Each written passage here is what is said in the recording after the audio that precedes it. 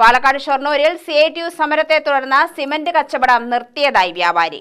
Kulappully Prakash steels and cements എന്ന സ്ഥാപനം താൽക്കാലികമായി അടച്ചു. ഷൊർണൂർ കുളപ്പുള്ളി സ്വദേശി ജയപ്രകാശാണ് CITU സമരത്തെ തുടർന്ന് സിമന്റ് കച്ചവടം നിർത്തിയത്. കടയിൽ കയറ്റിയിറക്കി യന്ത്രം സ്ഥാപിച്ചതിനെ തുടർന്ന് CITU തൊഴിൽ സമരം ആരംഭിച്ചിരുന്നു. ലോഡ് ഇറക്കാൻ കഴിയാതെ വന്നതോടെയാണ് കച്ചവടം താൽക്കാലികമായി നിർത്തുന്നതെന്ന് ജയപ്രകാശ് പറഞ്ഞു. എൻ്റെ കട നടത്താൻ ഇപ്പോൾ ഇവിടുത്തെ CITU തൊഴിലാളികൾ സമ്മതിക്കുന്നില്ല.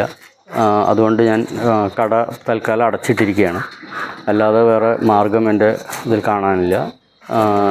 ഞാനിത് മുന്നോട്ട് കൊണ്ടുപോകാൻ എനിക്ക് കഴിയാത്തതുകൊണ്ടാണ് ഞാൻ കട അടച്ചത്. പോലീസിൻ്റെ സഹായം ഇല്ലായികയില്ല. പോലീസ് പക്ഷേ ഇപ്പോൾ ഒരു പ്രാവശ്യം പോലീസ് വന്നിട്ട് ഇവരെ റിലീസ് ചെയ്തിട്ട് കാര്യങ്ങൾ ഇപ്പോൾ ഇറക്കാൻ സമ്മതിക്കും. വീണ്ടും കയറ്റാൻ സമയത്ത് തടുക്കും.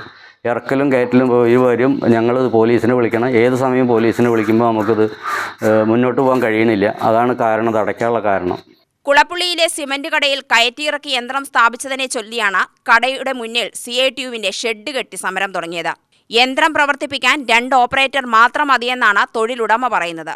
എന്നാൽ യന്ത്രമുണ്ടെങ്കിലും ചാക്കുകൾ കയറ്റാനും ഇറക്കാനും കൂടുതൽ തൊഴിലാളികൾ വേണമെന്നും ഇതിനനുവദിക്കാത്തത് തൊഴിൽ നിഷേധമാണെന്നും പറഞ്ഞാണ് CITU സമരം. യന്ത്രത്തിന്റെ പ്രവർത്തനത്തിന് കൂടുതൽ തൊഴിലാളികളുടെ സഹായം വേണമെന്ന് തെളിയിക്കുന്ന ദൃശ്യങ്ങളും CITU പുറത്തുവിട്ടിരുന്നു. ഇത് ട്രയൽ റൺ ദിവസത്തെ ദൃശ്യമാണെന്നാണ് കടയുടമയുടെ വാദം. 2 പേരെ വെച്ച് യന്ത്രം പ്രവർത്തിപ്പിക്കുന്നതിന്റെ ദൃശ്യങ്ങൾ തൊഴിലുടമയും പുറത്തുവിട്ടിരുന്നു. 3 മാസം മുമ്പാണ് പ്രകാശ് സ്റ്റീൽസ് ഉടമ ജയപ്രകാശ് തന്റെ സ്ഥാപനത്തിൽ ലോറിയിൽ നിന്നും സിമന്റ് ചാക്കുകൾ ഇറക്കുന്നതിന് കയറ്റിയിറക്കി യന്ത്രം സ്ഥാപിച്ചത്. ഇരുകൂട്ടരും തമ്മിലുള്ള തർക്കം പരിഹരിക്കാൻ തിങ്കളാഴ്ച ലേബർ ഓഫീസർ ചർച്ച വിളിച്ചെങ്കിലും സമവായമായില്ല. UTV news, Palakkad.